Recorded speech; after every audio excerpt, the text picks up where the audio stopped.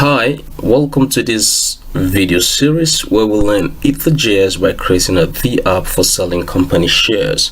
My name is Ayuba Ojanugomo-Azu and I'm a software and a blockchain developer from Nigeria in Africa. And if you have been visiting the education ecosystem, you would have watched a whole lot of my video tutorials. But if this is your first time of coming to the education ecosystem, then welcome on board, where you view my video tutorials on blockchain, cryptocurrency, the Ethereum network, and the .NET programming.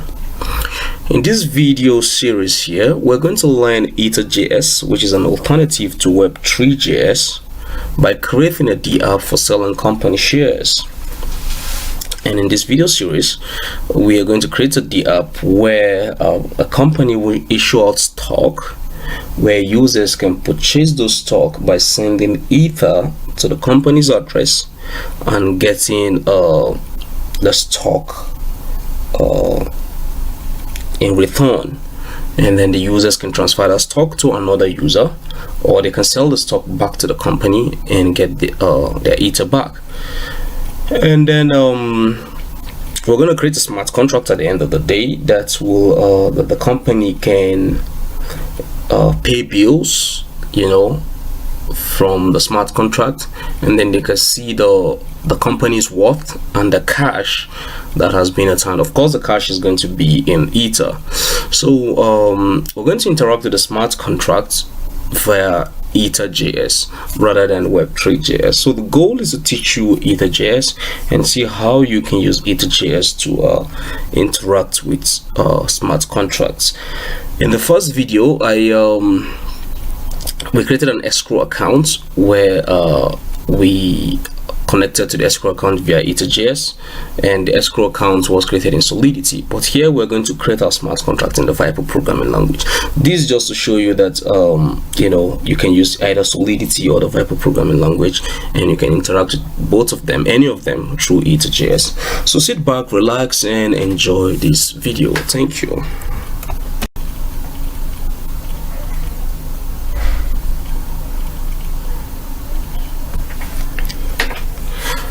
Hi, welcome to session 1 on this video series where we'll learn Ethers.js by creating a dApp for selling company stock or shares. My name is Ayuba Ojanugomo-Azu. In session 1 here, we are going to look at the overview of the Ethers.js and our dApp, and then we're going to discuss the features of Ethers.js, discuss the Remix IDE, discuss MetaMask, and of course we are going to look at our company stock dApp. So let's start with Ethers.js. Now, the easiest and the fastest way you can learn Ethers.js is to go to this website URL here, docs.ethers.io, and then it brings you to the first page. You can see it's here. The Ethers.js library is compact and complete JavaScript library for the Ethereum. What this means is the Ethers.js is a set of classes that we can use to talk to the Ethereum blockchain. It's the same thing with Web3, but the difference is the Ethers.js is much more simpler and easier to use, so it's compact in nature. And then you can install Ethers.js either using Node, or you can copy the script and include it in your web applications. So to avoid the complexity of installations because of different machines, for users that might be viewing this video, we're going to stick to using the script here. So the script is hosted on cdn.ethers.io. You can open this on your browser and you get to see the script of Ethers.js that is stored there. So like I said, Ethers.js is an alternative to Web3, but much more simpler, much more compact, and easier to use. And then of course, once you're on Ethers, docs.ethers.io, you can get to learn a whole lot of things. Like for example, in the application programming interface, the API, you're going to see a whole lot of things here. We'll have wallets and signers connecting to the Ethereum network. That should be on the provider. You can access the accounts, the network, events, and all that. And of course, you can also access contracts. You can deploy your contracts using Ethers.js. You can connect to existing contracts. You can override methods. You can sign transactions. You can retrieve addresses, and a whole lot of other things you can do. But one of the easiest way and fastest way you can learn this, you can go to the cookbook by clicking on this link, and then you can read a whole lot about this. So here you can find common tasks of connecting to the Ethereum network or the Ethereum blockchain that you can easily use. So in our course of developing applications, if we encounter any challenges, we can come here to the cookbook or come here to this document and read a whole lot about it. So that is that about Ethers.js. Just very simple and easy to use. Now the next thing is the Remix IDE. And the Remix IDE is an integrated development environment that is hosted on the web that we can use to write smart contracts. So if you go to remix.ethereum.org, you can get to see the Remix IDE. You can see this the company shares I've created, but I'm going to show you how we can do this from the beginning up to how we can deploy all this. Now you can use the Remix IDE to create smart contracts both on both on Solidity and the Viper programming language. It's very easy to use. All you just need to do is go to remix.ethereum.org and then you can start using it. But of course, there are other alternatives, like you can use a Truffle framework, Ganache, and all that. You can even use Visual Studio to write Solidity smart contracts. But for my videos, I tend to choose the Remix IDE because it's simple and easier to use. Then the next tool we're going to deal with is MetaMask. Now MetaMask is a bridge that connects you to the web of tomorrow, of course, which is Web 3.0. So once you have MetaMask installed, automatically you have a Web3 installed on your system. And to install MetaMask is very simple, very easy. You just go to the website metamask.io. Make sure it's https metamask.io, because recently there have been some attacks. I think somebody created different websites and it's not secured, so just make sure it's https metamask.io. And you can see MetaMask has a whole lot of cool features, like it's a crypto wallet and a gateway to blockchain applications. So a whole lot of companies have used MetaMask to talk to the Ethereum blockchain. So with MetaMask you can create your own account, you can store your Ether there, you can transact with smart contracts, you can send Ether to other externally owned accounts and all that. And to install MetaMask is easy. Just click download button and then make sure you're running Google Chrome, Firefox, or the Brave browser. As at the time of shooting this video, MetaMask does not work with Internet Explorer. So once you have MetaMask, then if we develop our application at the end of the day, we can talk to the application via MetaMask. But since we're talking about Ethers.js, I'm going to show you just some few cool tricks that you can use to explore the benefits of both worlds, both Web3 and Ether. Then last but not the least is the app that we're going to create. So we're going to create the app called Company Stock dApp, where a company can sell stock, people can buy stock. So I'm going to use this company as a demo, ABC Limited. So ABC Limited will issue out stock, total stock like we have here, and then different individuals with different Ethereum address can come to this application and purchase stocks. Now they purchase stock by sending in Ether or Wei. Wei is the smallest unit of Ether, which is about 18 zeros. Yes, 18 zeros. So they send in Wei and then they receive stock in return. So the company that is going to deploy this, ABC Limited, must define the total stock and then the price per stock. So as users get to buy the stock available will be depleted, and then we're going to see the cash that the company ABC Limited has received. So users can buy stock, they can sell stock, and then they can transfer stock to each other. So that's what we're going to create at the end of the day. But the goal of this video tutorial is not really to teach you Solidity. You can watch a whole lot of my videos to learn Solidity programming language. The goal is to teach you Ethers.js, how you can use Ethers.js library to connect to Solidity and Viper smart contract. So I hope you're going to enjoy this video. At the end of the day, in the next session, we're going to create our interface, which is the interface of this application, create our smart contract, interact with it via Ethers.js, and then conclude the whole series. So sit back, relax with me, and enjoy the next ride. Thank you for watching.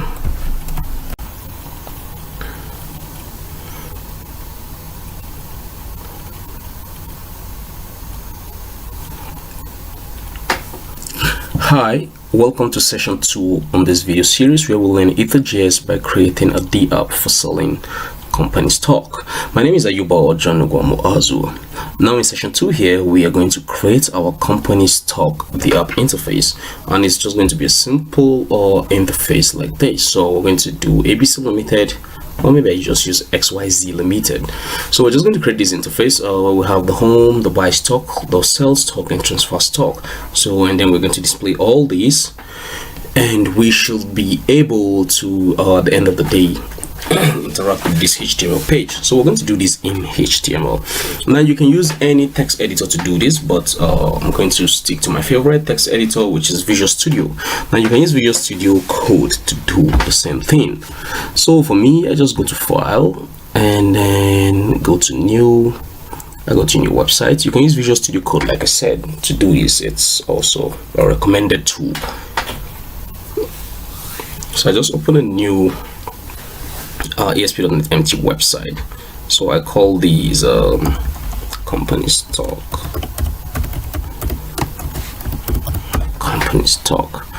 and for all these for creating the apps, make sure that you are hosting this in on a local host or any remote web server that you have access to, but make sure they're not static HTML files.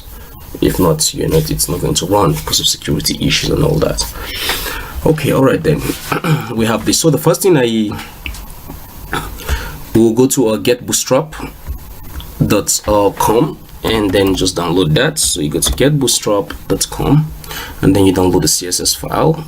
I have mine downloaded here, so I can just pick that.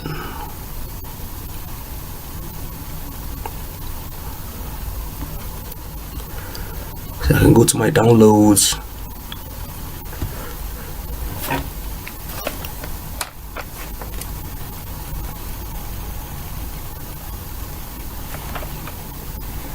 Good, and I can pick look at it here.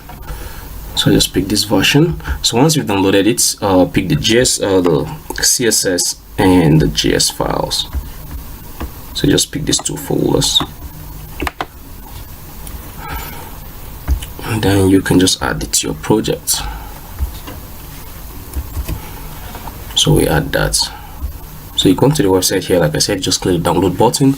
You get the latest version. As of time of shooting is 4.4, but I'm still using the 4.3, which is pretty much no serious changes. So okay, from here now you add a new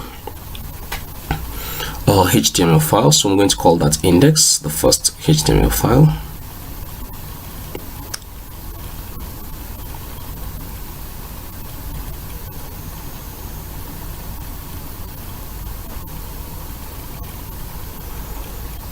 Good, so I'm going to call this index.html.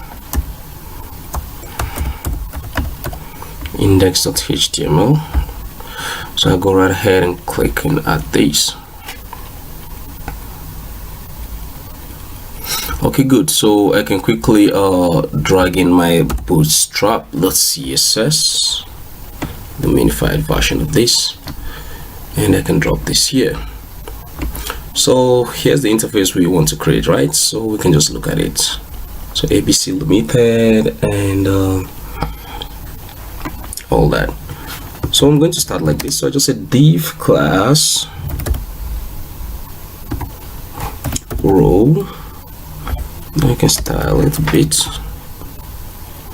Put a margin of 15%, 15 pixel all around.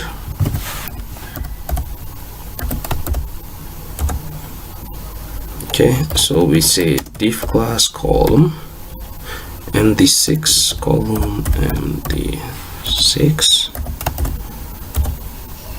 So we can put these in our h1, put a space up, call this p2, and I can call this xyz limited. Good.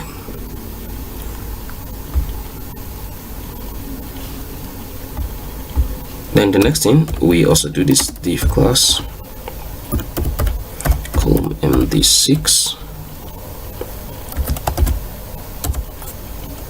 and then we say div class nav tabs. So I'm just going to create the links here. So just say p4.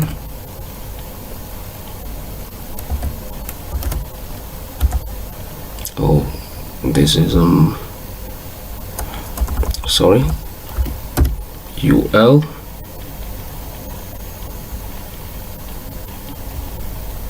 I should make this ul actually, and then I should make this li.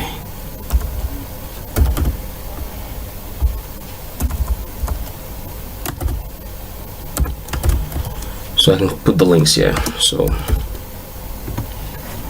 for the button here, button info, and then href should be the index.html. So we call this home. This will be the home page. Good. So we have the home page, buy stock, sell stock, and transfer stock, right? So home, copy this, 1, 2, 3. So we can call this buy stock.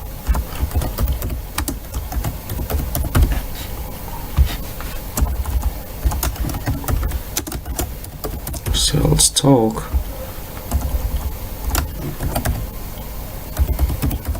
Transfer stock. Now here should be buy.html. Here should be sell.html, and then here should be transfer.html. So we're just going to create all these. So you can just quickly create the pages. So you just create HTML files that will represent those pages. So we'll say we have buy,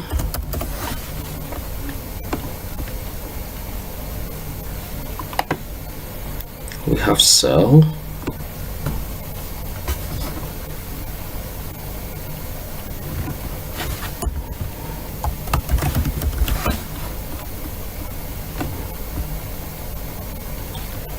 and then we have transfer.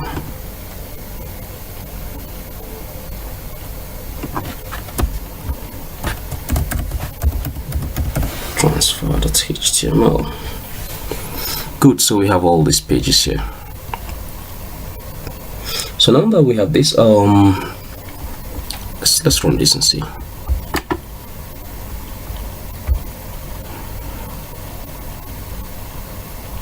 Good, XYZ limited, buy stock or transfer stock. We have to spell that correctly. Transfer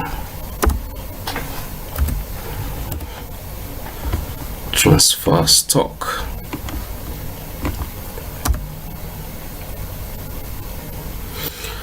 Okay, good. So I'm mimicking this. So we're going to have welcome to XYZ Holdings Limited, and then put this our table here,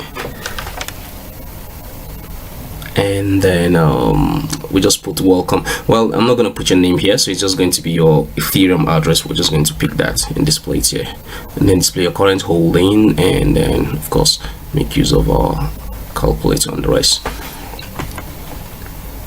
Okay, good. So that should be here then. Just before the last div, so we say div class column md12 and then maybe p3 or p2, and then we can drop our h2 here, and then we can say welcome to XYZ Limited. Good. So we're going to drop in our table, and I can do that like this, div class.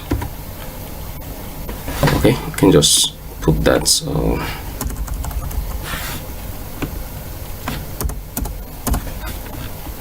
you can put that below here. So div class column md6, maybe p2, so I'll space up, and then I do this div class table responsive,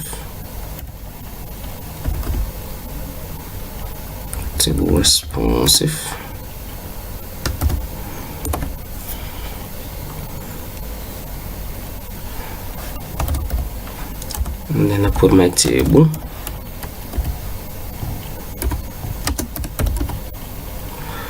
I can say table bordered table.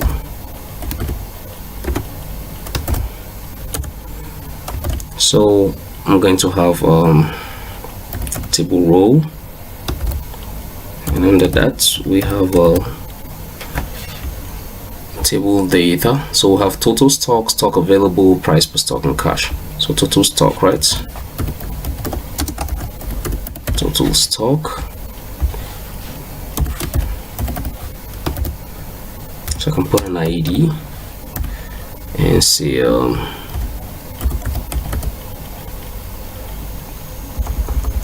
say TB total STCK. Good.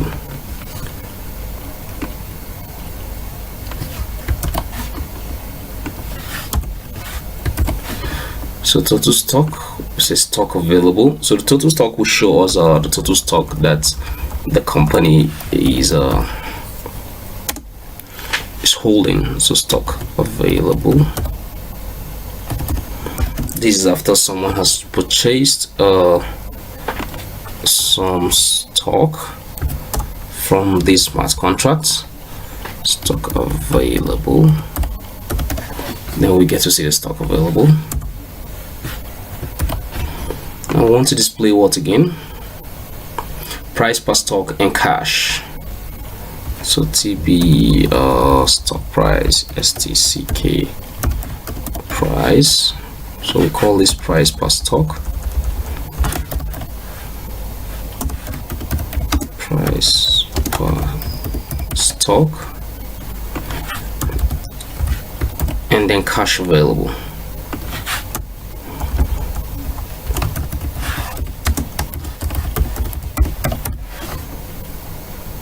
Available. So it's TB cash available. Okay, good. Can we run this and see?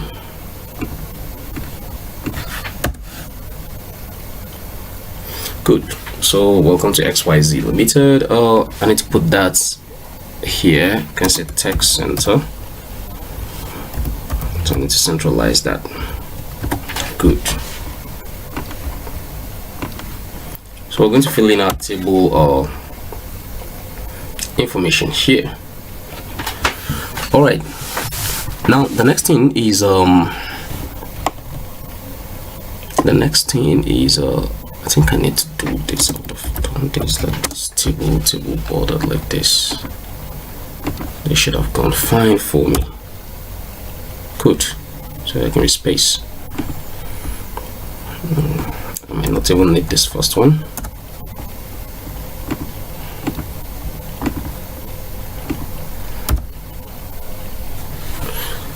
Okay, good. So then we're going to have what we're going to display here, welcoming you. So like we'll just say welcome, and then your Ethereum address, your current holding, and then of course you can make use of our calculator. So you enter the number of weight, and then you get the number of stock, so that you can make your purchase. So let's do that.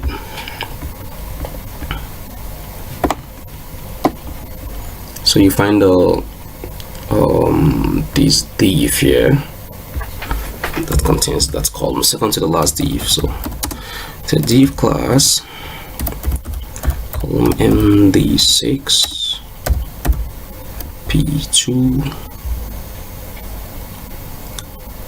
and then probably text center.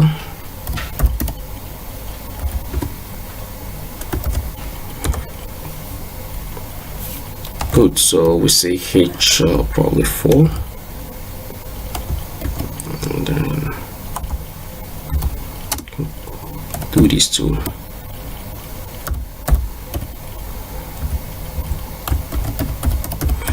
Welcome, and then we put your name. So I can put that.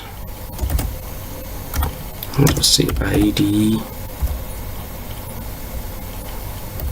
MSG name or MSG address. MSG name, that will display your Ethereum address. So welcome, and then we go below. You can just put a break, and then we'll see your current holding. So we can put this in the div too.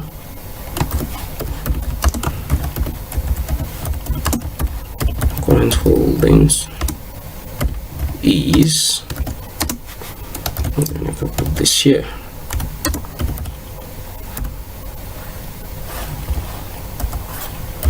MSG holdings.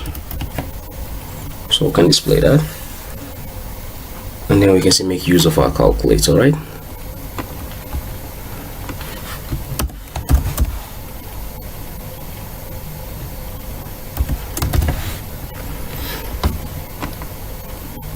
Okay, your current holding, I saw I have a line there.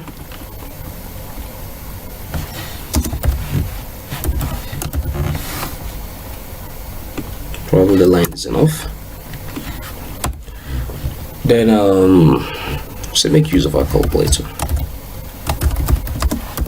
Use of our calculator.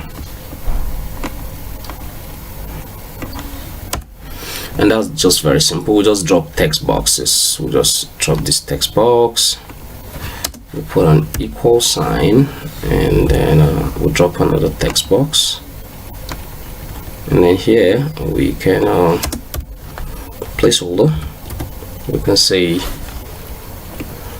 enter weight and get number of stock, right?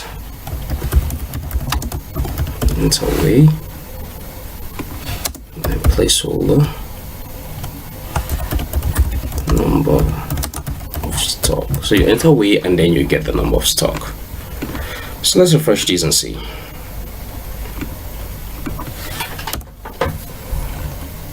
Okay, good. So this is okay. Now the next interface will be the buy stock, sell stock, and then the transfer stock. Let's see how it looks like here. So the buy stock is simple. We just have these, and then just number of stock to buy, and then you click buy stock. Since you've already used the calculator and you know what to do, so I can quickly create that by just copying this. Let's say I just copy the whole row and then make my editing. So I drop that. But one thing you need to remember is we need to drop our CSS file, the minified version bootstrap. So we'll drop it. Let's drop it everywhere. Let's also drop it in seal.html. Also drop it in transfer.html.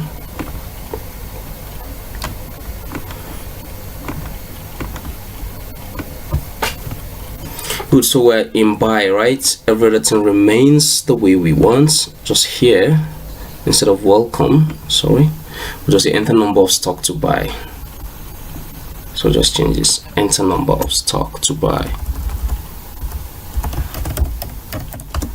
the number of stock to buy. And I don't think we need all this again,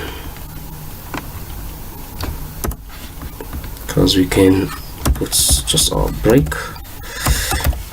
to break, drop a text box. You know, we can style the widths. We can just style width. I say probably maybe 300 pixel, and then we drop a button.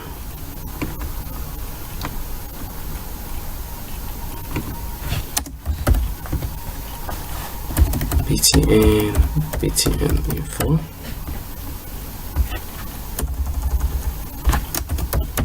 Buy. So is there any placeholder? What do you? Okay, number of stock to buy. Good. So placeholder, we say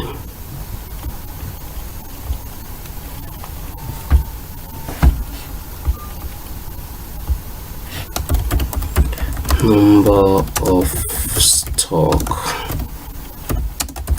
to buy. So let's view buy.html.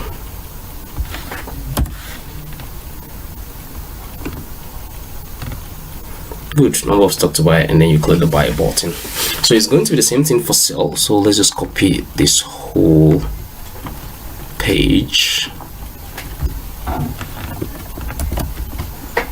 Now for sell.html, it's still the same thing. So here we just say enter number of stock to sell. So number of stock to sell, and then here we say sell stock. So that means we can change the buy to buy stock. So this would be buy stock. Okay, so then what's remaining is the transfer. Now the transfer is a bit different. If you look at it here, the transfer we have these, we have two text boxes, and then transfer stock, right? Beneficiary address and the number of stock to transfer. So but we can still copy the whole of this and then do our modifications. So we pick these, we go to transfer, paste this here. So what is the text? Transfer stock to beneficiary, right? So we just say transfer stock to beneficiary. Transfer stock to beneficiary. Good. Enter beneficiary address here. Beneficiary address. You can pick that with the break.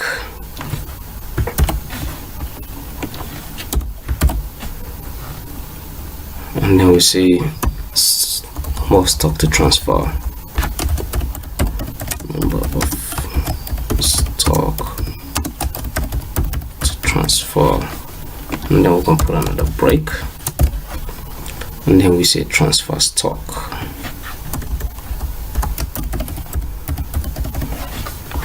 Good, so let's view that.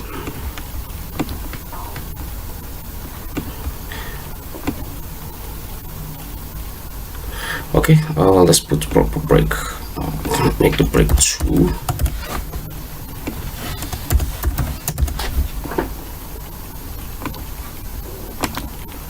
So view this. Good, so we have that. It's a beneficiary address and number of stock transfer. For the sell stock, we have this number of stock to sell. You click that, and then for the buy stock, number of stock to buy, and then we have the home. So we're going to connects to this interface. We're going to use Ethers.js to talk to this interface, to talk to the blockchain via this interface. So that's what we're going to do. And for the sake of those using the Viper programming language, I'm going to design a smart contract in the Viper programming language, just to show you that we can use both Solidity and Viper programming language to talk to Ethers.js. So that's all about the interface. Just stay with me until the next session where we create the smart contract and interact with the smart contract via Ethers.js. So thank you for watching.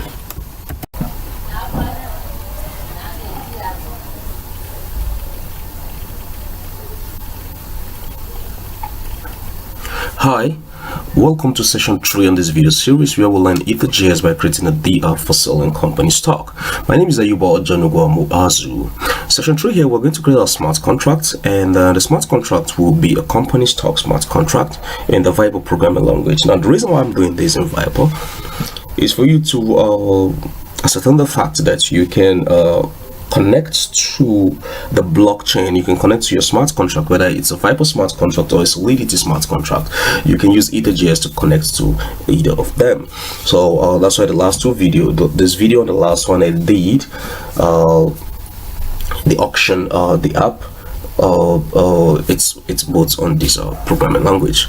So okay, all right then, so let's get started. Now you head on and go to remix.ethereum.org, and then of course you have this environment, which is the first one. So you can add your plugins.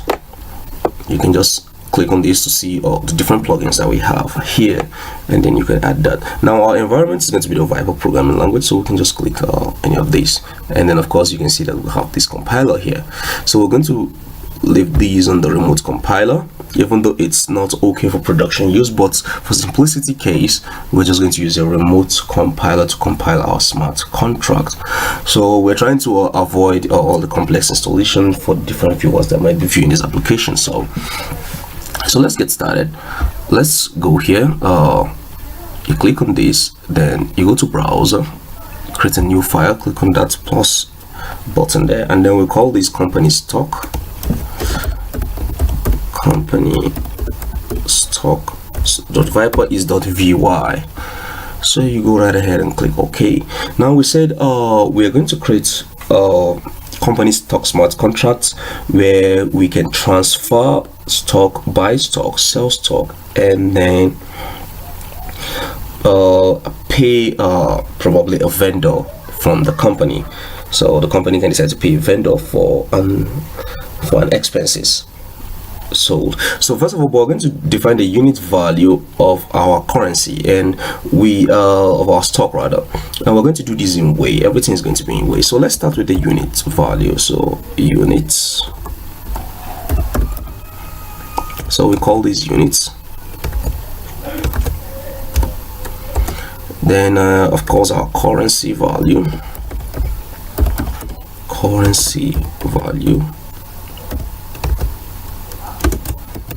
so we're going to have that currency value. So this will be the description. Okay, now you can test because the Viper programming language is still in testing stage, development stage. You can test each line of your code by clicking on this. So good. So you can see this mark here shows that there is no error. Okay, good. So now let's declare some events that we're going to use, like a transfer event and the rest. So let's start with the transfer event. So let's say transfer. This is an event, and here's how you define events in Viper. If you're coming from the angle of Python programming language, then the Viper programming language wouldn't really be a problem. The syntax wouldn't really be a problem. So we're transferring from, it's going to be an address, so indexed. So here we're just declaring some events, right? And then transferring from, transferring to, so it's one indexed, addressed, indexed, address. I have to give a little space. Then the value we're transferring. So for the transfer button, each time a transfer is the transfer occurs, then this event will be triggered. So UINT 256. So what we're going to transfer will be the currency value we defined above. So we have currency underscore value. So good. So that's the transfer events. Now we are going to also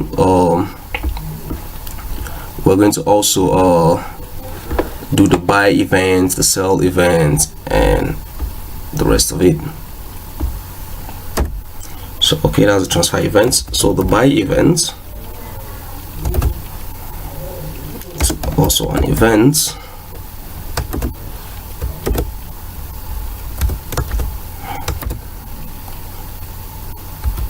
So we have the buyer,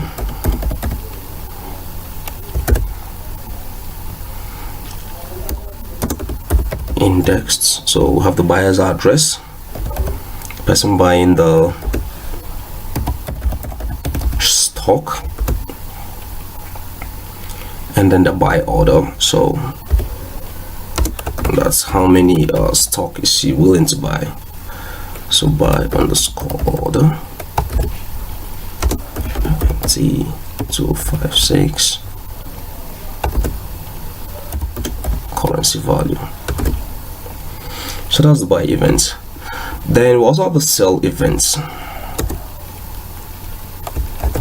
So call that sell events for he who owns shares or stock and wants to sell it. So you can sell it back to a smart contract. So seller, the address of the seller, indexed,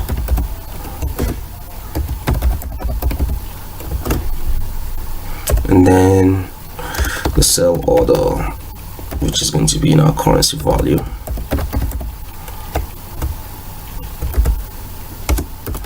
T256 currency value. So we have this. It's good we keep on compiling this just to make sure that we don't run into any error. Good. So the next thing now will be we can add another event pay, where we can pay a vendor with the currency that we have. So we get to see the cash at hand, and then we can pay a vendor with that for service or goods bought. So we get the vendor's address,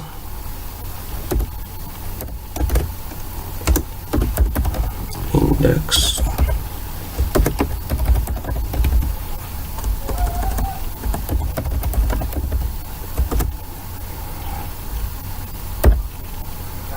and then the amount we're paying the vendor, which of course will be in wave value.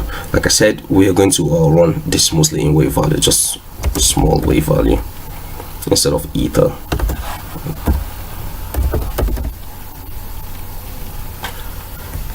Okay, good.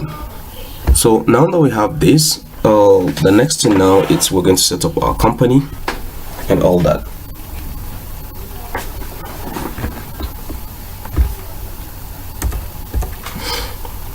So we are going to define our company. We get the company's address, the total shares, and then the price. So we're just going to have that, and then the holdings. Of course, we're going to mapping of the holdings to each address. So let's start company.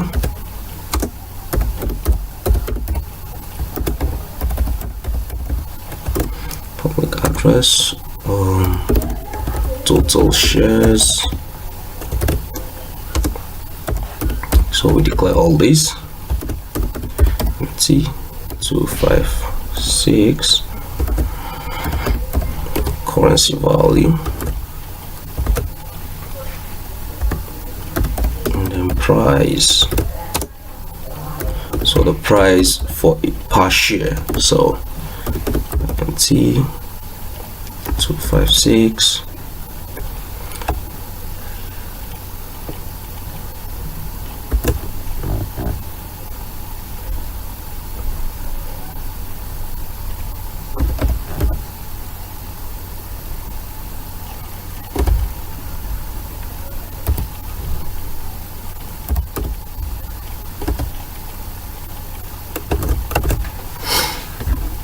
So we're going to have this. Now we define the price by getting the wave value divided by the currency value. So that will give us the price per each unit of our shares.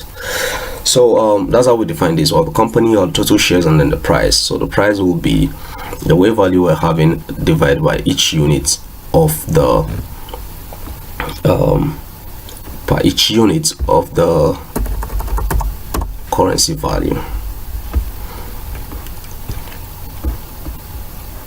Okay, so now the next thing is we're going to define the holdings for each address. So we're going to do a mapping of that holdings. So we map each address to the currency value that address is holding. So address UINT 256. Like I told you, this course is really not to teach you a Viper programming language, but if you want to learn Viper programming language, you can learn it the last videos that I did. Okay, so we have this now. Now the next thing is we initialize the smart contract by creating a constructor, and then so public, and here's how we define a constructor in the Viper programming language. So company,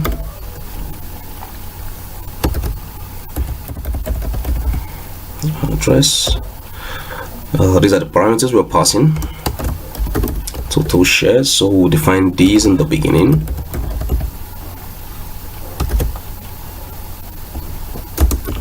Say 256 currency value, then initial price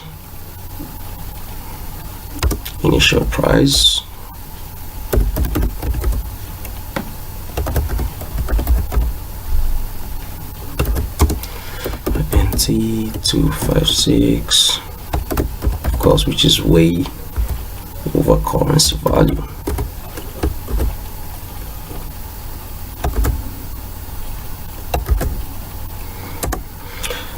Then we do some checking. We make sure that total shares is greater than 0.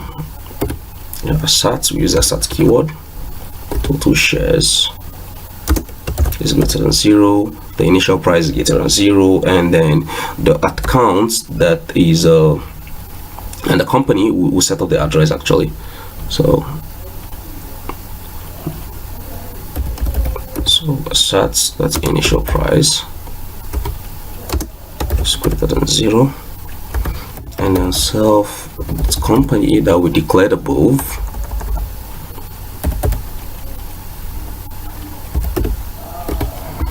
which is this.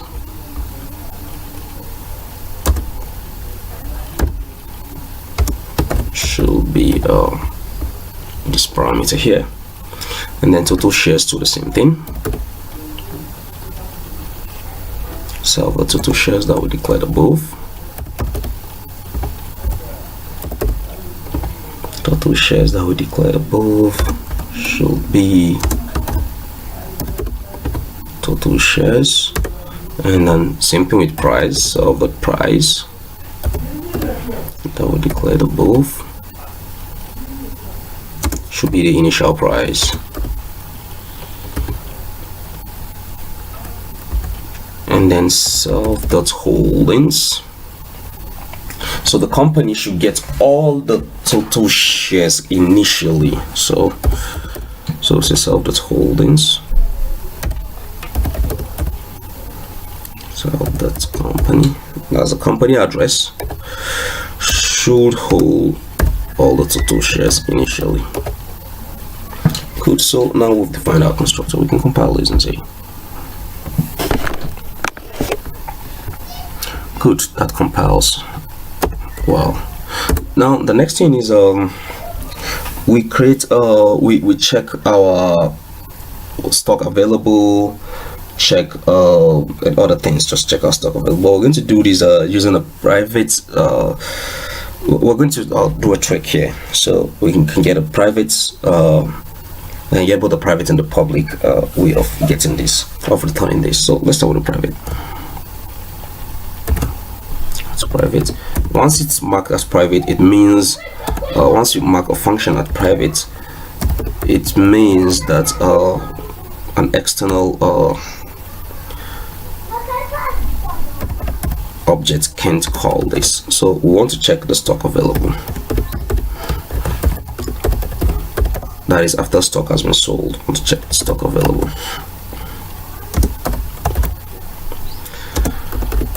And 256 currency value, right?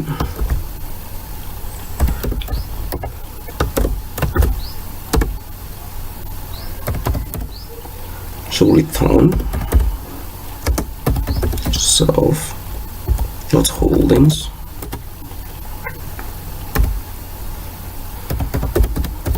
so sell that company. So we're checking for the company stock available. Now this is a private function.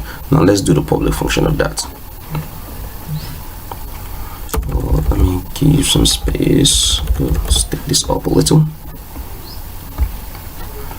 So then let's get the public function of that. So we declare that at public. It's the same function, but we're just getting stock available now in the public function. Constant. In fact, I can just copy this whole this just to save time. Copy this and then paste it here, and just change this to public.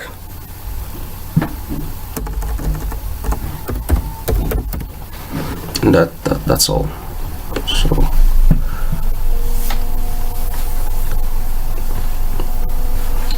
okay,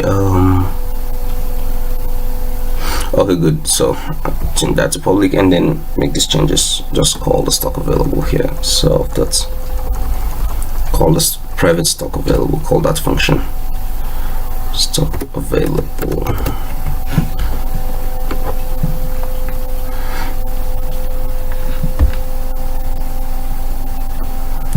Okay, sometimes that's why I like writing these myself.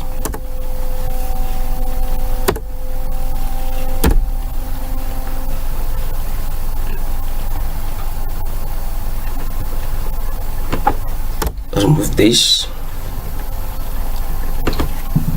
and this should compile.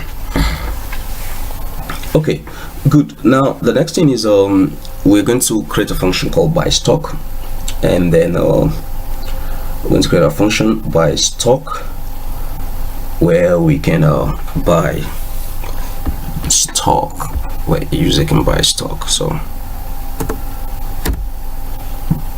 let's start at public, and it's going to be a payable function. A payable function means you can send ether or weight to that. In our case here, we're sending weight, not ether. So public payable definition. So say buy stock. Now buy order, create this buy order 3256 currency value should be message value, means we're getting the ether that is being sent. So that's how we assess it. So the buy order will be that divided by the self price, the price. So we check that the stock available, that the stock available is enough for us to buy that stock. So self, let's go stock available.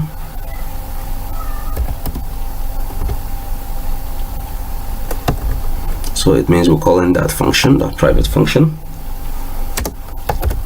above, and then we check that it's greater than the buy order, and then the company has then we deduct the stock available from the company, so from the company's address. So let's hold in This smart contract is a bit complex, but it has a whole lot of features that you are going to learn. So by order, then the address that is calling this is g.sender should receive. So we deduct from the company and then give it to the address that is selling this. So by order,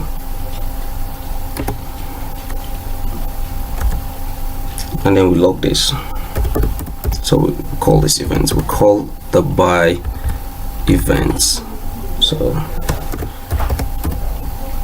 message the sender is the buyer, and then here is the number of stock he's buying. So good. So that defines that. Let's compile it and see. Okay, we're having an error. Let's check.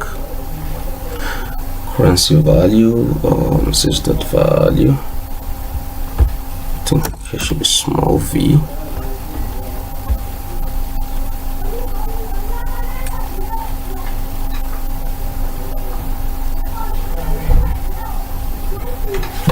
Okay, good. So that should be small v, not capital V. Now we are also going to get holdings just the same way we did for stock available. We're just going to get the private and public listing of holdings. So to get the holdings of each address. So let's do that. And so we'll say at private and give space a bit. And like I said,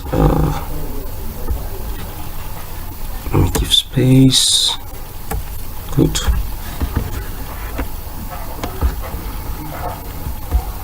So at private, at constants. So we define get holding.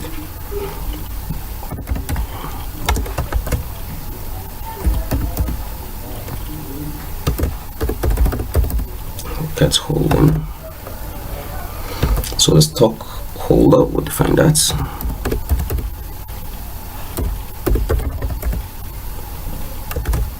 We'll get the address, and then 256 currency value, and then return self.holding stockholder. So I can just copy this and do the same thing I did to get the public getter. So we change this to public,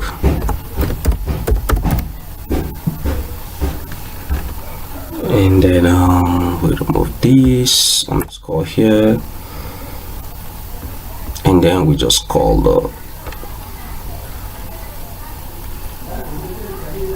get holding. Just get the get holding.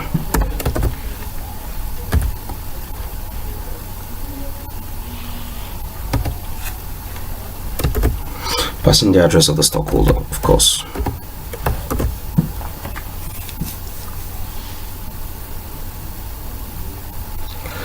Then now we need to get the cash balance, and then we can do that too.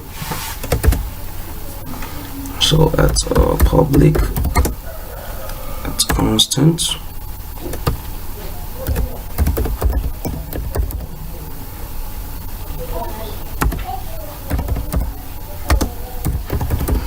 get the cash,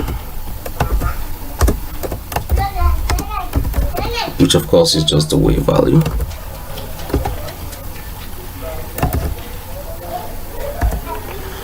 Now we return self.balance.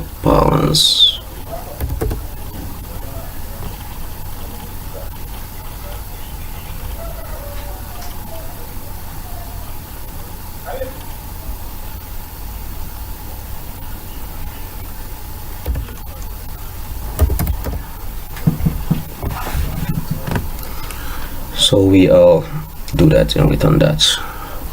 Let's compile this.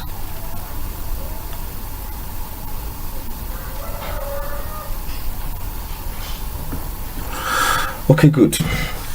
So now we're going to define a function called sell stock, where we are going to sell our stock. So we define the sell stock and then define the transfer stock. So we're going to look at all that.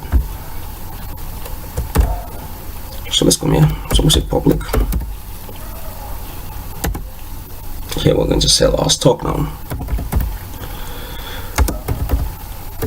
Sell stock. Now we need to get the sell order.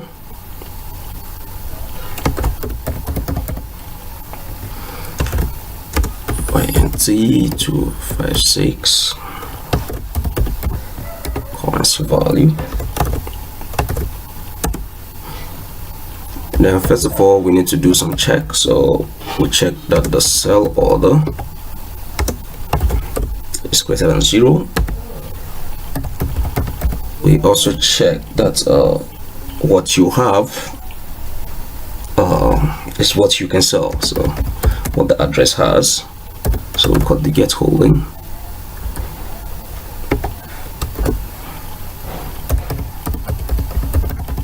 The calling address, what it has is what it can sell.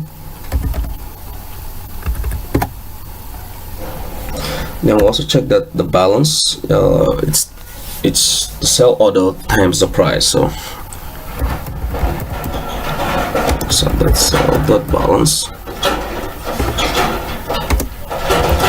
equal to sell order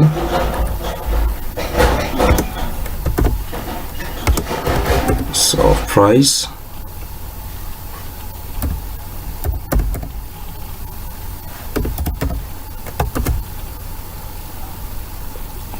and sell that holdings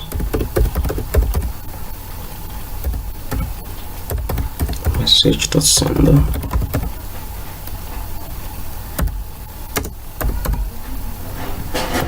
sell order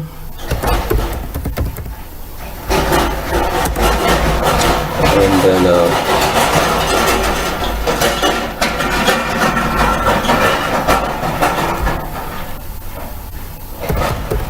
sell that holdings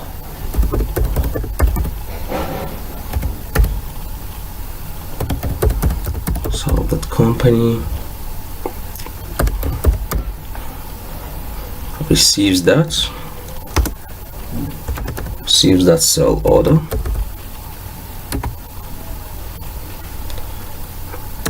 and then finally we call our event. So send, let's check, we call the send event to send the ether. In this case is the way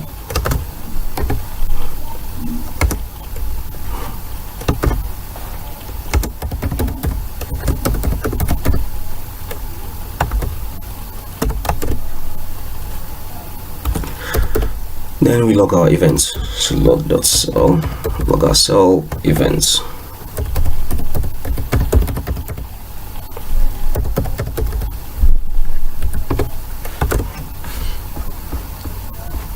So let's compile these and see.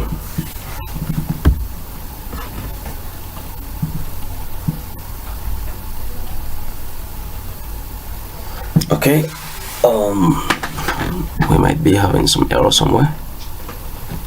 So let's check.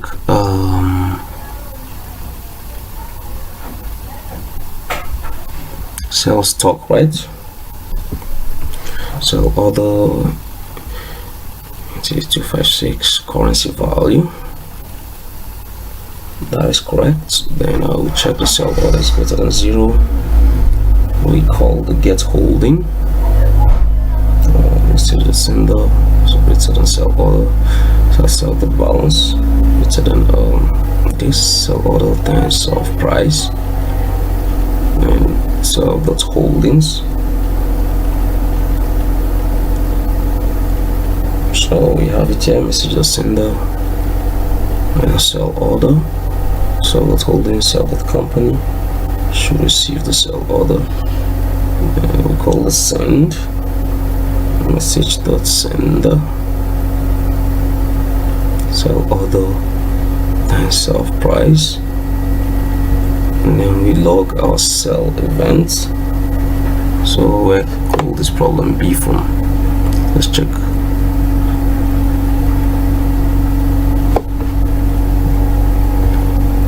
Let's debug this one by one. Let's start from here.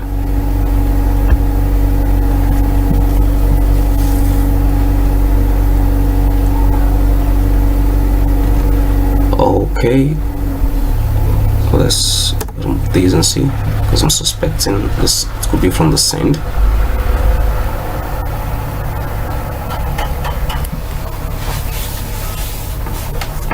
So let's check and then see. Then I believe it should be from here.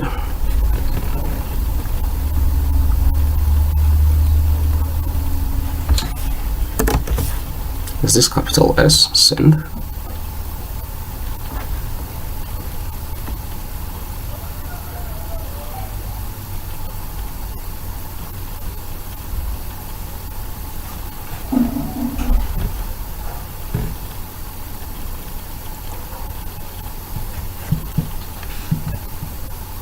Okay,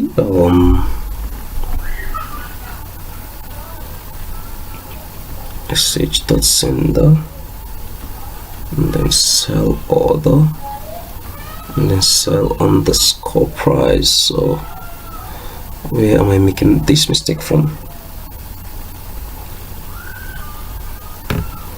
How about if I do this like this?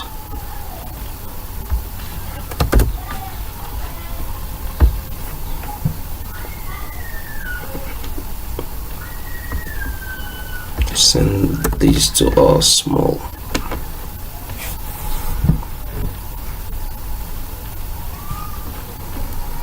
Okay, so message.sender,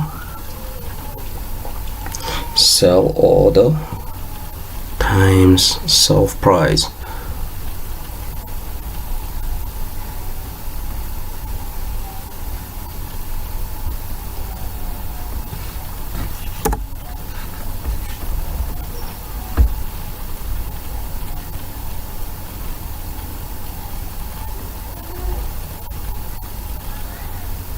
Well, I will revisit this. I will revisit this.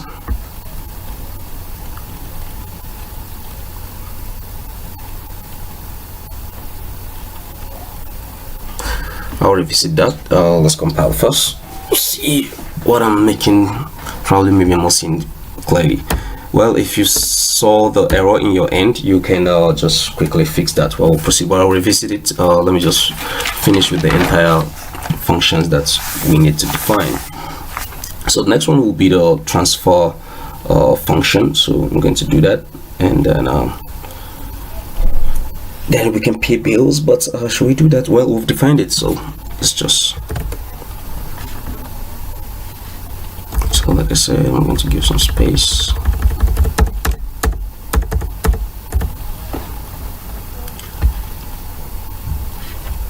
So at public, we define a transfer function.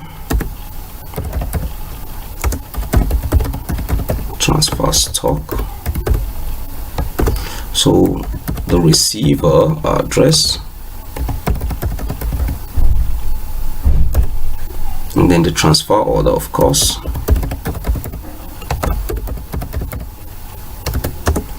And T 256.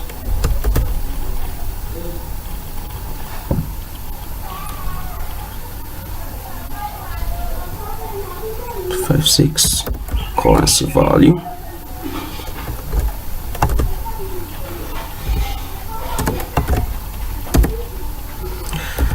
Now we check assert that transfer order is greater than 0, assert dot self dot get holding of the account sending it, message dot sender is greater than equals to the transfer order.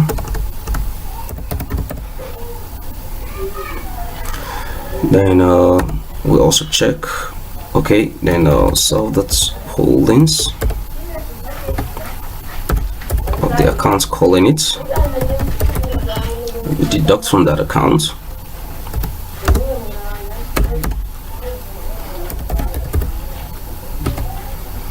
and then we add it to the receiver's account. So self dot holdings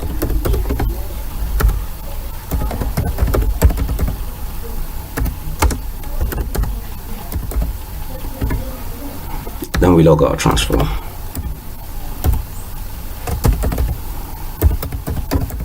We log our transfer events, message dot sender receiver and then transfer order. So let's check this too.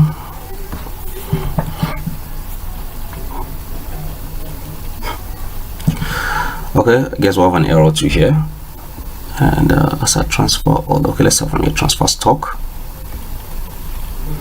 So the receiver is the address, transfer order UINT 256, currency value, that's correct. So it's transfer order greater than 0, so it's self dot get holding, message dot sender greater than equal to the transfer order. Self dot holdings, message dot sender, we deduct from the transfer order, so that's holding receiver, so add to transfer order, then we log the transfer events. So now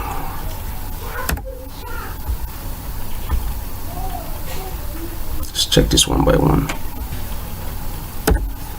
Probably I'm missing a keyword, or you know,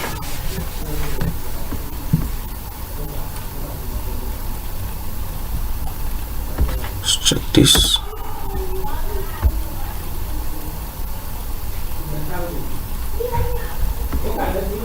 Okay, let's check this.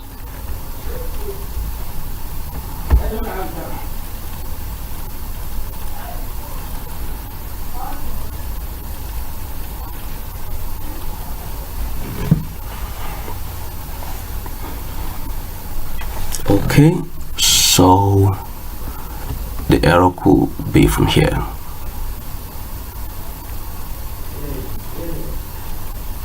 Okay, good, I saw the error.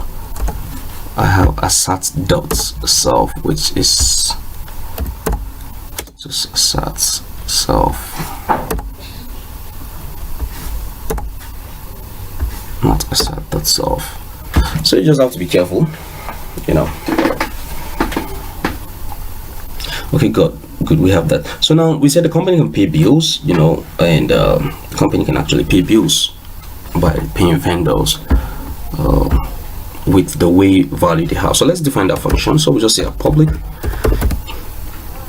define the function pay bill with its way value. So you're paying it to a vendor, so we define the vendor,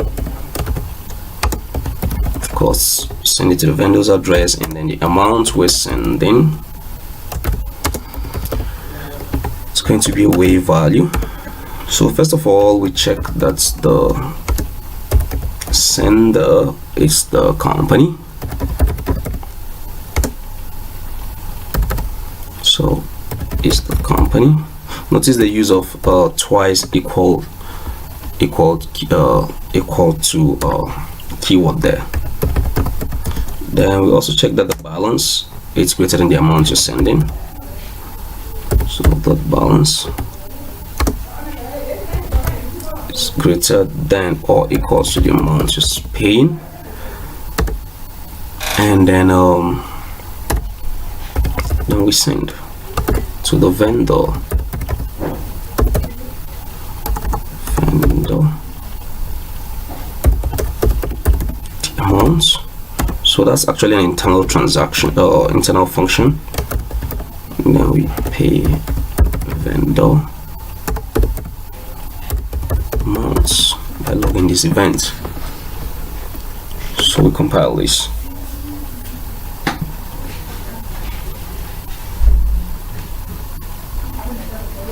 Okay, so this has proven to me that here is actually small letter s end. So message to sender, and then I'll sell order times transfer order times self dot price. And anyway, we'll revisit this back again and actually see the problem there. Okay, so now we get if the company is owing, we can get that, and then we can know the company is what. But I don't think we need to just write those. We can leave this here as it is now. So finally, let's do this again. So just sender. Let's remove this.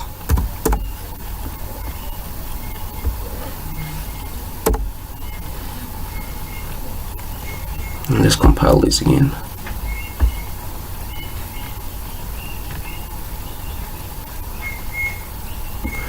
Okay, so I can't really see the problem I'm having here.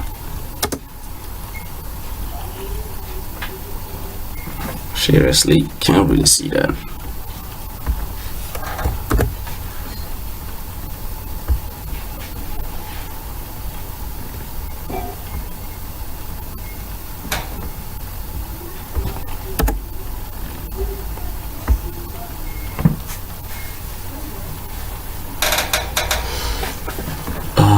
Well, we'll revisit that in the next video if we're connecting our Ethers.js to our smart contract. So alright, that's that about the smart contract that we've created. It's quite a little bit complex, but we're going to see how we interact with this via Ethers.js. Thank you for watching.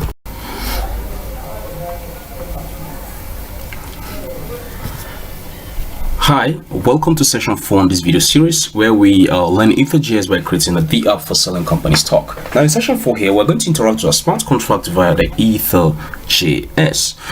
So this is where you have to focus more of your attention, because this is the purpose of this video tutorial, to learn Ethers.js by creating a smart contract. So in the last video, we deployed a smart contract, we created a smart contract rather, we've not deployed it yet, and we ran into an error, which is this. I just realized that instead of self.price, I had self_price. Oh, it was just so surprising. I couldn't see that because I was wondering, like, how could I have this error? So after careful observation, I realized it was self_price instead of self.price. So I commented that out just for you, so you can fix that at your own end in case you're finding that error. And then of course we can compile now, and then we see that it's going to compile correctly. Now the next thing is we are going to interact with our dApp, which is this, with our interface via Web3 via Ethers.js. So we are going to do that now. Okay, so let's start that. We go to our HTML files. You go to our index.html file, and then now Ethers.js, like I said, the fastest and the easiest way you can learn Ethers.js actually is to go to the Ethers.js. It's to go to the Redux. I think it's Redux. Let's just check it. Good, docs.ethers.io. So we go there. And then here you can find everything you need to know. Well, if you watched my last video, the last video I did before this, where we are talking about Ethers.js, you can see that in getting started, since we're creating a web application and we're not using npm, we can just copy the script straight up, and then by doing this we already have the library. So I can put this here just to differentiate. So now we have that. So the next thing is we create our scripts. We can start coding. So I can say window unload. Now I've not even deployed my smart contract yet, so I'm going to do that now. Window unload function. Okay, before we proceed, let's deploy our smart contract, get our smart contract address and the rest. So head back to Remix IDE. Good, so this is compiled. Now you go to compilation details. So the company address, now make sure this is injected Web3. Okay, good, so it's asking me to log into MetaMask.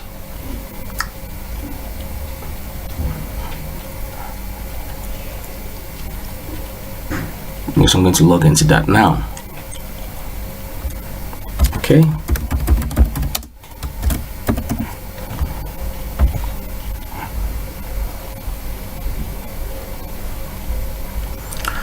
Oh yes, of course, I want the Remix ID to connect to my Ethereum network. Okay, so you can see I'm logged in here. Now I can pick these accounts. I can pick, let me pick the first account that I have.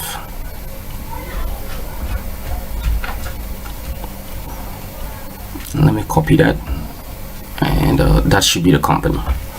Okay, and then the total shares, let's say 1,000, right? 1,000 units of shares, and the initial price should be two-way. So two-way should be the initial price. Yes, two-way is okay. So let's deploy this.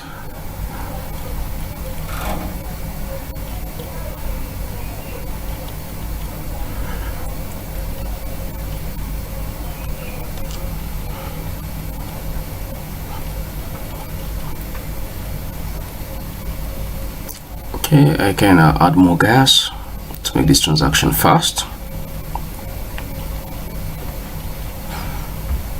So make sure you're on Robsten network, like I am on Robsten network, so that you're going to use a real Ether to pay for real gas. So, okay, I think I have a list of my accounts somewhere. It should be here.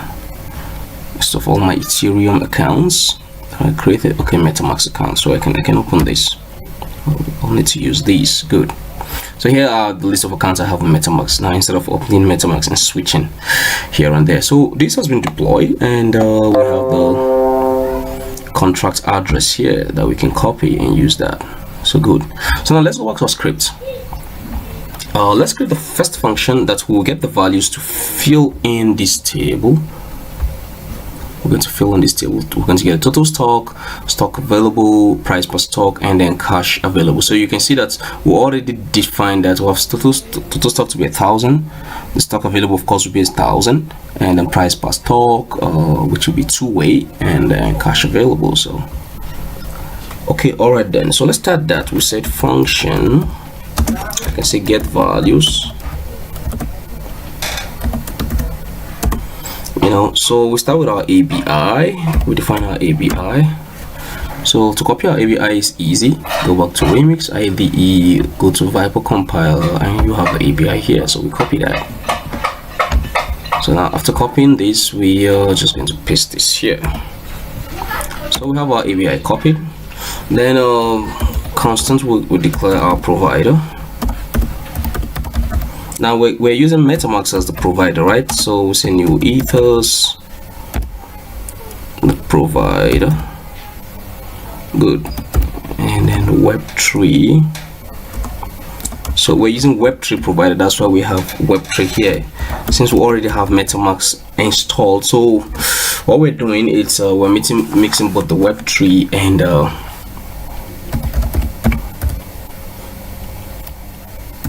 Ethers.js, so current provider.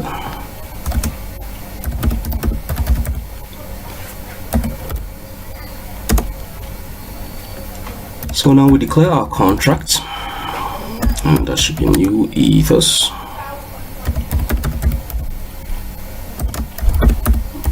So contracts. Now we'll put our contract address here, which of course is this that we're going to copy. So copy that, and we dump that here. So with our API and then our provider, and we have this. So good. So we can call the functions now. So we can start with our total stock, total shares. We want to get this. Want to get total shares of the company. So we can just call that. So I think I can define it. I can just see total shares should be contract. Now we call the function. So I think it's shares with capital letter S. So total shares, then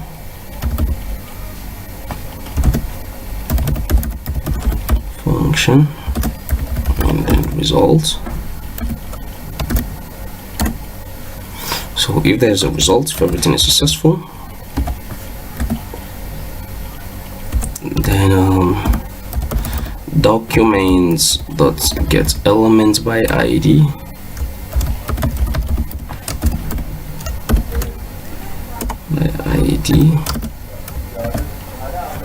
I think it's TB total shares, right? Let's look at that. Okay, TB total stock, TB total STK. So TB total STCK in our HTML.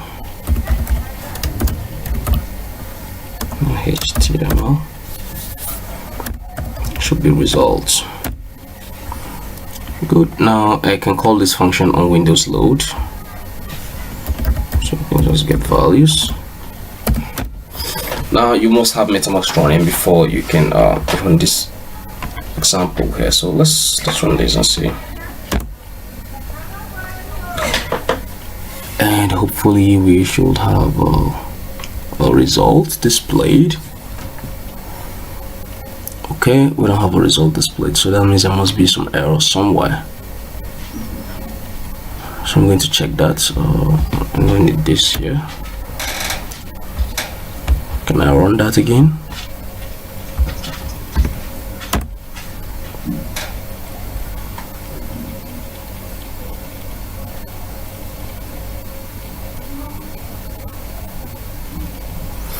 Okay, so what's the problem?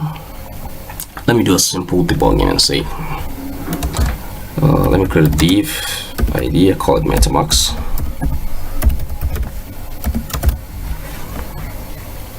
Just want to check some stuff, so call that MetaMask. So I'll check whether up to this point we have everything working. So I can just say working. So I'll change these to MetaMask.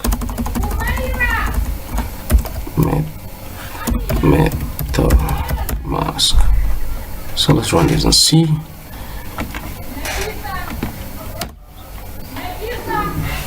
Okay, good. So up to that point, we don't have these working. So I can pick that. Can take it here. Start from here.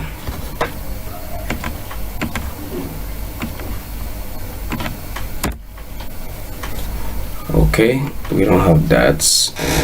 And, so even the function itself is not called. So let's see from here before calling the function.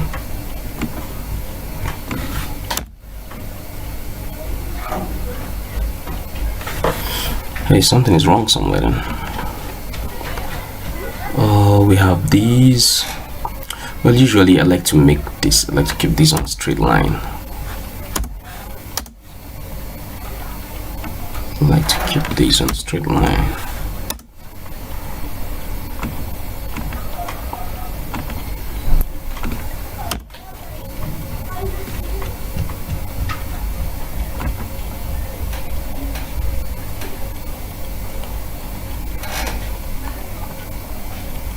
Okay, documents that gets elements by ID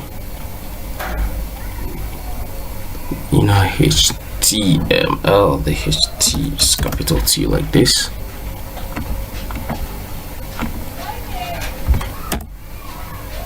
Okay, so I guess that's where the problem is. Let's change this to capital T. Sometimes this case sensitivity is very important.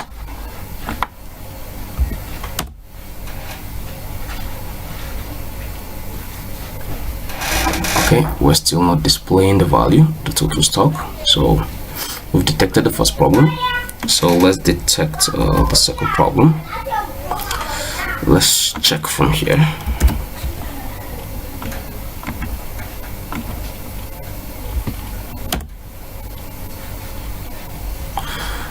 Okay, good. Pick these. Of course, let's check after the ABI.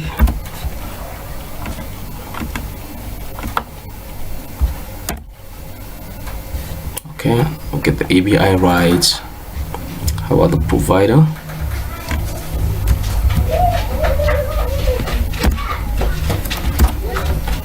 So let's check that.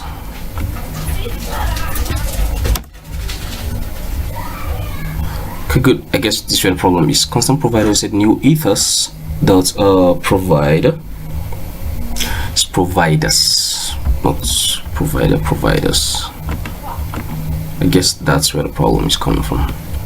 Push that in there and see it. Okay, good. So you can see we have total stock 1,000. So it's provider, sorry, not provider. So now I believe we have this working fine and good. So we can just fill in the remaining stuffs. So we've called the first function. Let's call the second one. We said is called what? The stock available. So we can just say stck available, stck avail. Should be contract and then stock available. Let's check that. Total, we have total shares, right? And okay, so once you get stock available, so we'll call the public function of this that will return the stock that the company is owing. So stock available in capital later, in like this function.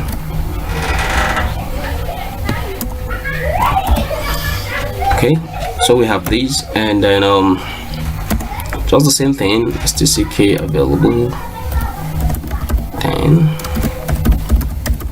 function result.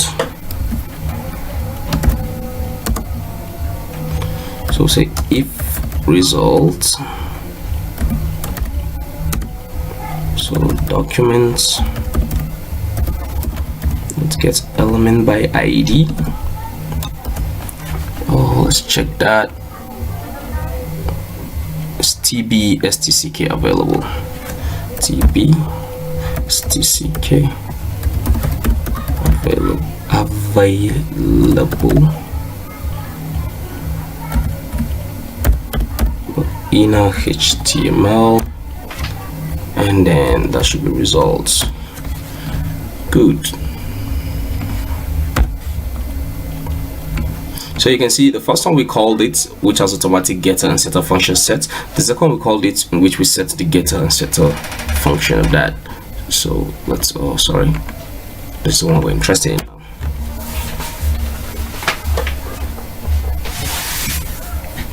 Okay, stock available is not displaying.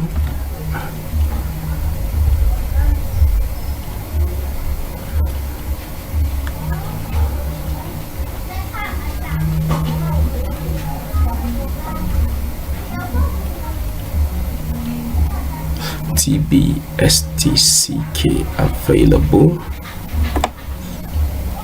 TB, oh here I have TBT, it's supposed to be TB, there's no T there, so just some few errors here and there. Good, so you can see, of course, we have total stock available. So now if our users should purchase this stock, we'll reduce this. So let's get price per stock, in which when we initialize it, it was 2. So we just need to do the same thing I did here. So I can say stck price should be contract. Let's look at the price.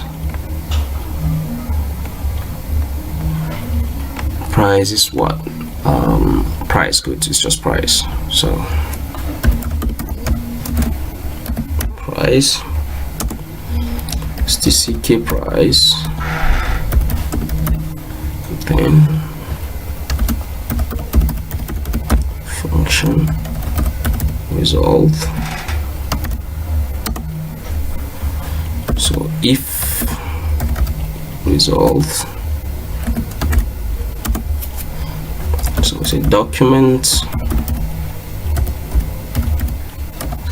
element by ID,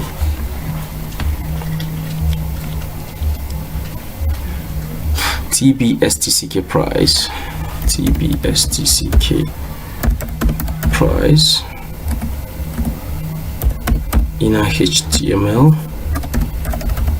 should be results. Okay, good. So we can check the price now by doing this. So good, you can see stock price per stock is 2. So the cash available, we're just going to get the cash function. So we can just call these cash avail, should be contract. That's I think it's cash. I think it's the last function we did, right? Let's go check it out. Okay, not the last function, cash. So we're just going to call this cash. So it's just cash. Function is cash. And then so we say cash available. Then, so you can see how easy it is to use Ethers.js as in comparison to Web3. You can see it's almost the same syntax, but then this is actually very easy to use. And then so documents dots get elements by ID, and then I think it should be TB cache available, TB cache available. That's if I spelled it correctly. Inner HTML, and then that will display the results. Okay, good. The sound coming outside is not cool. So let's run this and see. The cache is expected to be 0 at this point. Good. So now let's say welcome. We'll put your Ethereum address here and then show your current holding. Now this company, that is this Ethereum address, the first one, we're going to get the current holdings of that. So we expect it to be 1,000 because that's the total stock has been transferred to that Ethereum address. So let's just get that as part of the functions for this. So since we have Web3 installed on our MetaMask, so we'll say web3.eth.get accounts.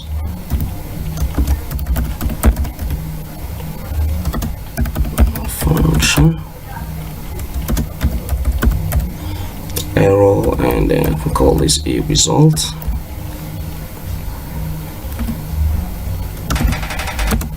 Or X result. So we declare holdings. We say holdings should be contract. What gets holding? Does it get holding or gets holdings? The function gets holdings. Okay, it's gets holding. So we'll call this public one. So, and there is no so we get holding of which address, because there's a parameters stockholder address. So we're going to pass in the logged in account address, and that will be X result, right? To string.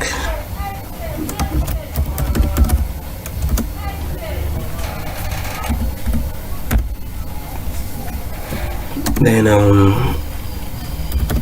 holdings, then function. So we'll create another one. We say result, and then we have this. So if result documents dot get element by ID. So let's go check where we want to display that. So say your current holding is displayed in MSG holdings. MSG holdings. G holdings. Or inner HTML should be result.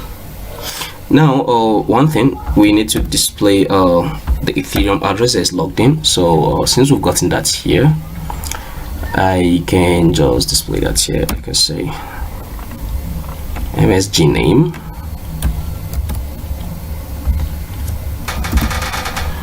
So this will be MSG name. MSG name. X result. Well, let me go stop this sound that it's making here, but let's refresh this and make sure everything is fine as we want. Good, welcome. You can see that, and then so let's stop the sound. Sound is much, and we don't want it.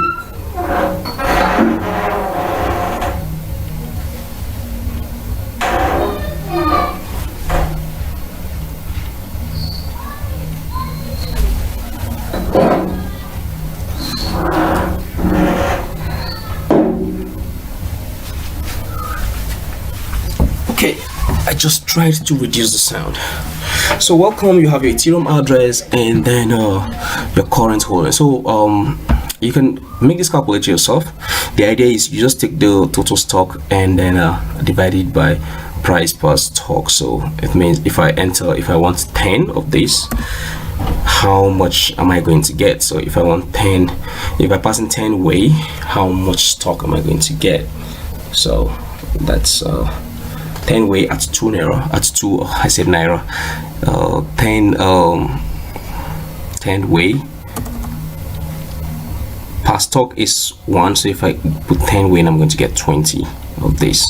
So you can do the calculator yourself. Now we fixed this homepage. The next thing is let's try and code the buy stock, sell stock, and transfer stock. So let's go to the next page there. Buy stock. I can just collect the whole of this. I need them, the whole of this script.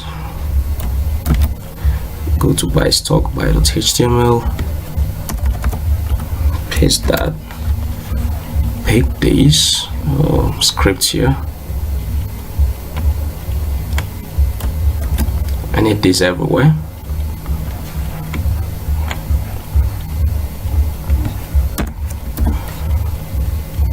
It here too in sell stock, and then I need it for transfer to. Good. So for buy stock, I don't need Windows load. I can actually remove this. So I just get this first function. So I call it buy stock. By STCK. So we need the API, we need the provider, we need the contract, we need a signer. Good. So we need the signer. So because we need to sign this transaction, so I call this signer, and it should be the provider.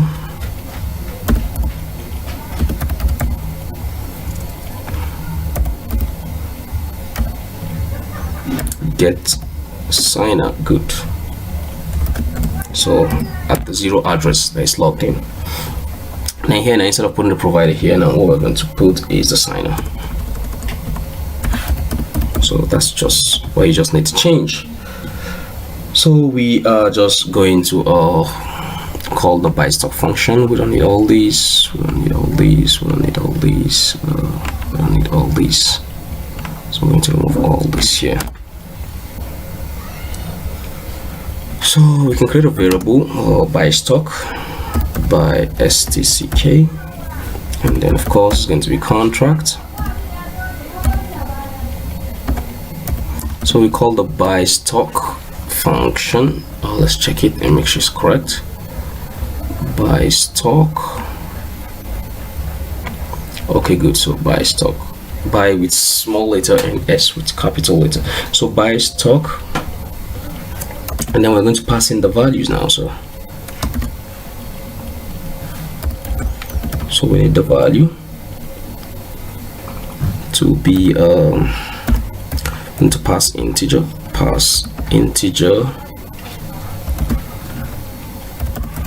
document that get elements by ID. Let's check the text box here. What did we name it?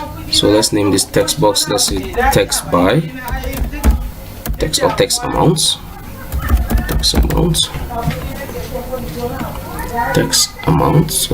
call these text amounts OUNT dot value, right? Okay, and then I think that's all we need here. So we can say by stck 10. So it's a function result. So if there is a result,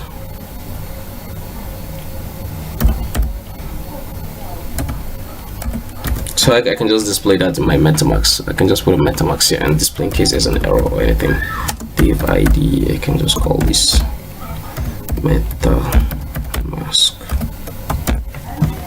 So we say document that gets elements by ID, MetaMask in a HTML. Should be results. Okay, good. So we can actually buy stock now. Like I said, we're gonna buy it in way, right? So let's run this and see. But before we run it, let's call that function. So and click. We're calling by stock by stck, right? Okay, good. So now we have this. Let's run these and see. But now, since we're logged in with the account that has all the holdings, let's log in with another account. Let's change the account and then buy stock with it.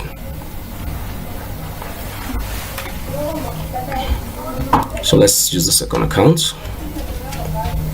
Go to buy stock.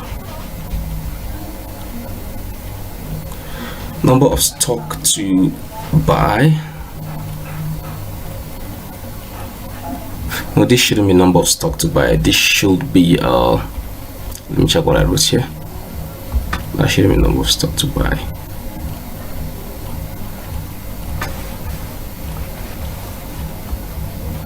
That should be number of way, right? Let's check buy stock.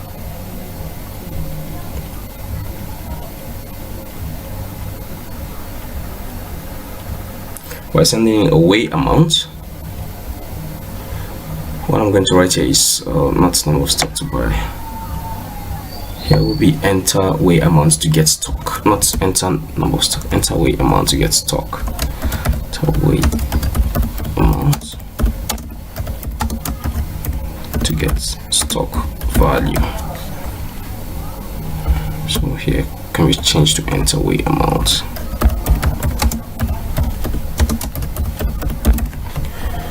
Good. This is more like it. So I can refresh this. So enter way amount. Let's say 100 way, and let's see what we can get with that. So let's click on buy stock.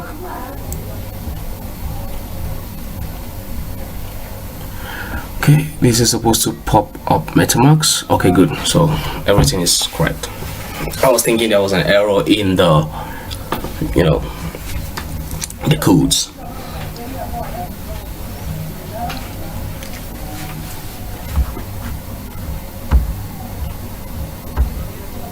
Making a faster transaction. Hit the confirm button.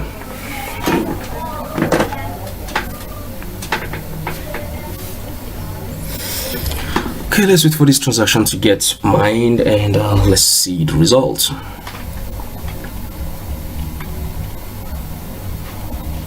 So we can watch transaction here.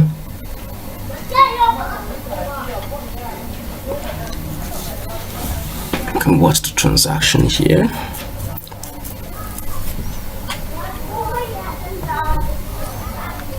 Look at it. Transaction is still pending.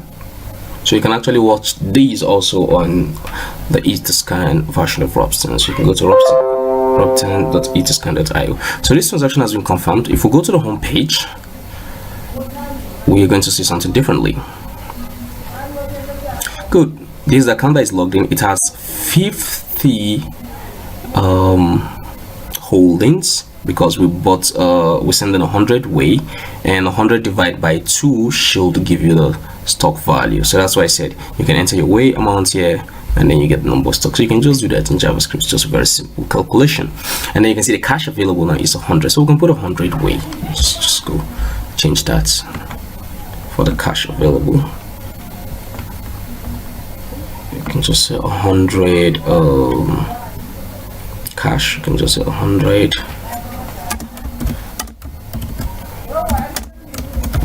way. Good. And if we look at the smart contract, if we pick the smart contract address, which is this, pick the smart contract address, and we checked these on Etherscan, we're going to get 100 way. So let's look at ropsten.etherscan.io. So you can watch your smart contract here.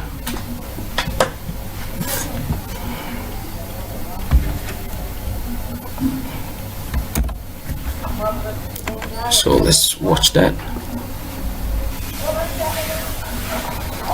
So you can see the smart contract has 100 way of balance to it.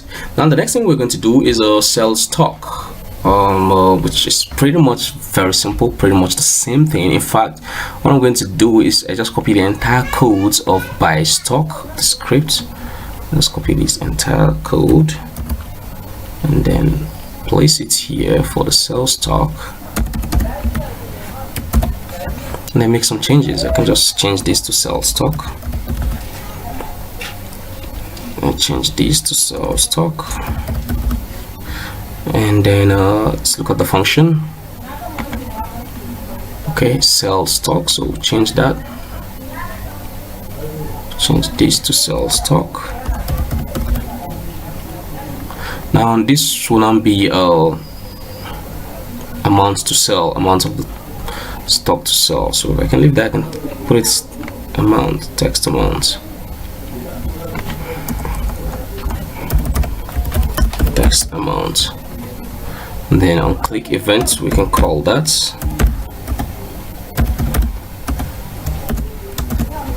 So let's see, do we also need to make changes? So we have that. We'll change this to sell stock,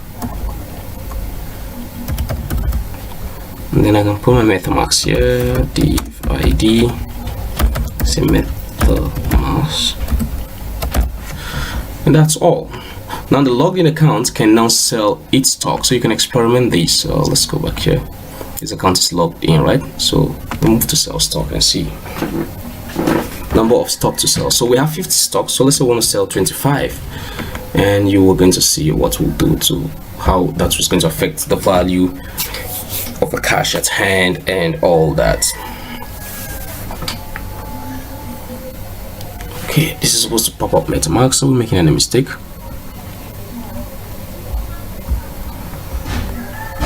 Okay, let's look at it. Sell stock, right?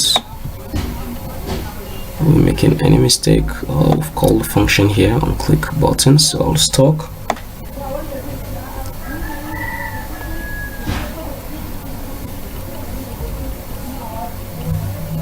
We have our script, we have these sign, so it's text amounts, dot value.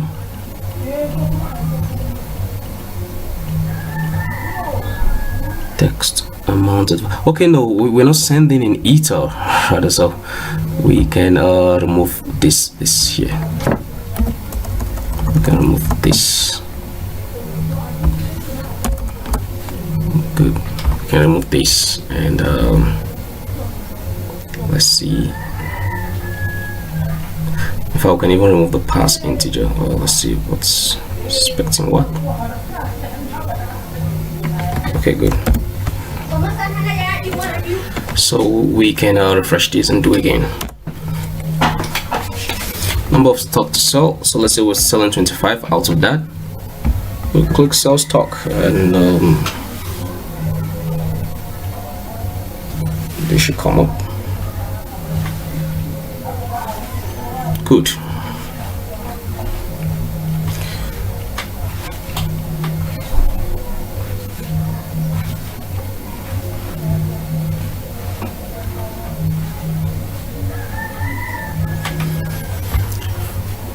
Okay, putting gas for faster transaction. Hit the save button.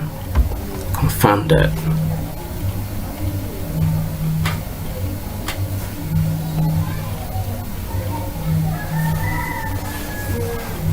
So wait for a transaction to get mined. Let's just wait for the message, success message.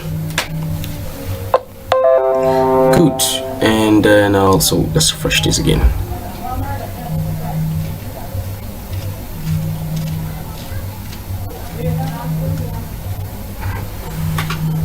Okay.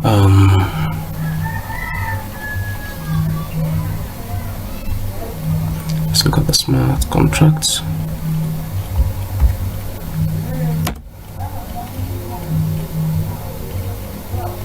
Good. So you can see the contract has 50 way down because we've seen. Now actually why we're having this, because we rounded this up. This is being rounded up to the nearest 100. So if you use a higher value, this is being rounded up to the nearest integer. So that's why we are having what looks like the same value here. Okay, we have 950 here and all that. But if you use a higher value, you are going to get something that is more than this. And why am I having 100 way here? Cash available is not 100 way. Cash available is 50 way. Let me refresh it again. Good. And that's what I'm saying. So you can see we sold the stock, we're getting 975 stock available now because we sold back 25, and then we're getting 50 way. So you can see the buy stock is working, sell stock. So the next one is transfer stock, and it's basically the same thing. So we just pick up let's just pick all this, and now let's pick this script here, pick that, take it to transfer stock, and then we post this. So we can call this transfer stck. We say transfer stck, and then let's pick this.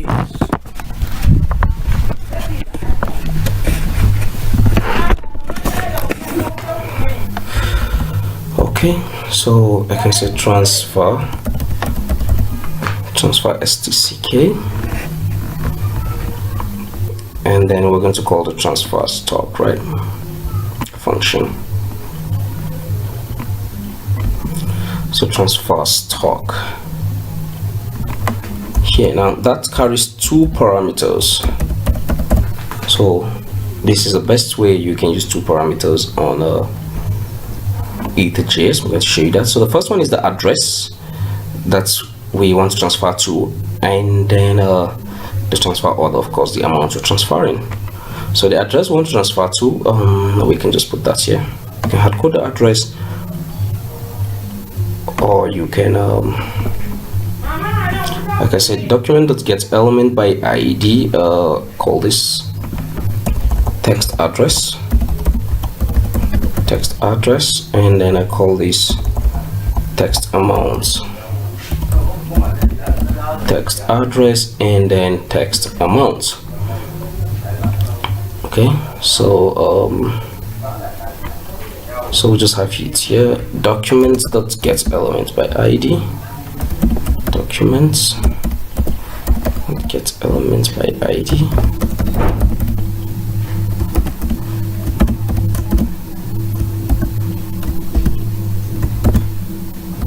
so we call these text address. So So this will be dot value. So we have this, and then I'll change this to transfer stock. Transfer stock. So I believe that's all that is needed. We can just call that function here. Now click events. Call this transfer stck. So we'll be transferring from one address to the other. But to test that, I'm going to also buy stock with the third address. I'm going to buy stock and then transfer stock from the third address to the fourth address. So I'm going to log into this address, account number 3, and then if you refresh this, you can see we're logged into that account, and let's see what we're going to have. So current holdings is 0 for this account, and we all have this. So now let's buy stock from this account. Enter we amount, let's say 700 way. Let's see how much it can buy for. It can give us 350 stock, I believe.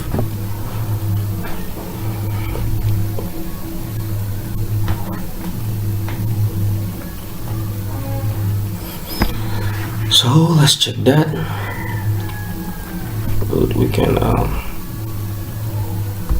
put this for faster transaction. Hit the confirm button.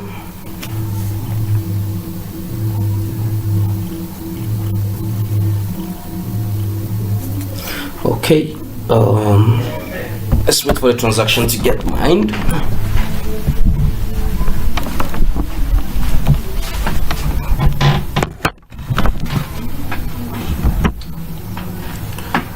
Let's wait for the transaction to get mined and see the result.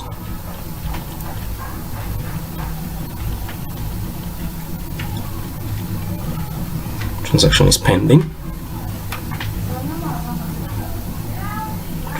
Good. Transaction is confirmed. So if you refresh this page,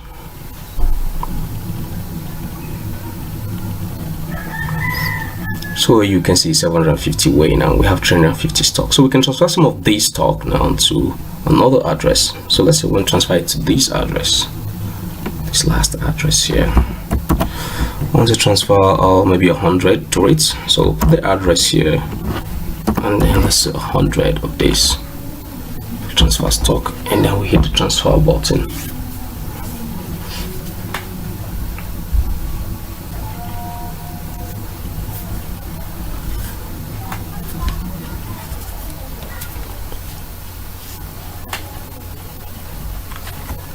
Okay, edit these, save, faster transaction, and then we confirm.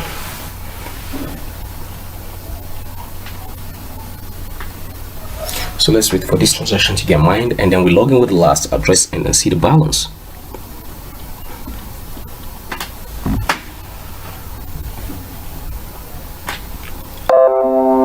Good. So if we check the balance of this current address, you can see it's 250, and if we log in with that last address,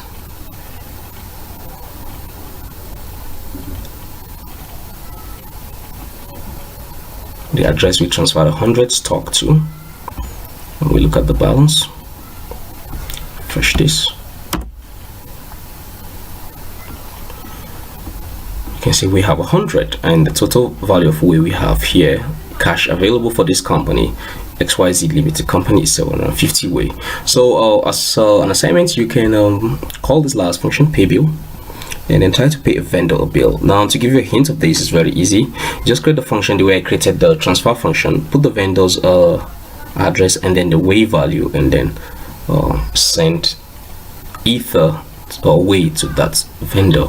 So that will reduce the cash at hand. So okay, all right, thank you for watching. If you've watched it this far, thank you.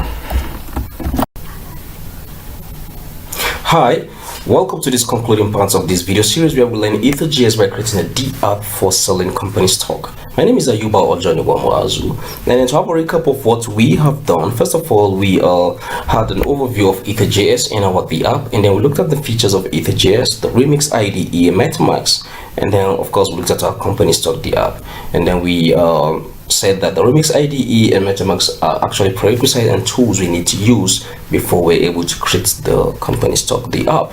Then secondly, we created our company stock dApp interface, where we had this interface here, in which at the end of the day we are able to fill this interface interactive with our Ethers.js library. So we created the interface of that. Then we created our smart contract. We created our company stock smart contract, and we did that on the Remix IDE, in which we had these functions here. We have stock available, buy stock, get holdings for each address. We get to see the stock holdings the address is having, and then the address can sell stock, and the address that has a stock can sell it. And then we looked at the transfer stock. Although we created the last function, pay bills, I just left this as an assignment for you to do. Following the instruction I gave, you can leverage on how we call the transfer stock and how we call the buy stock, so you can use that to be able to fill that. So then of course we interacted with our smart contract via Ethers.js, in which I took you through, showed you that in web applications it's necessary you have to reference this script here before you were able to interact with the Ethers.js library. And then every other thing is pretty much the same if you're coming from Web3 background. But if you're not, you have your API, declare API, declare your provider, and then your signer, and then the contracts, and you call it function. So alright, thank you and congratulations for watching this video. Once again, my name is Ayuba Ojonigwamuazu.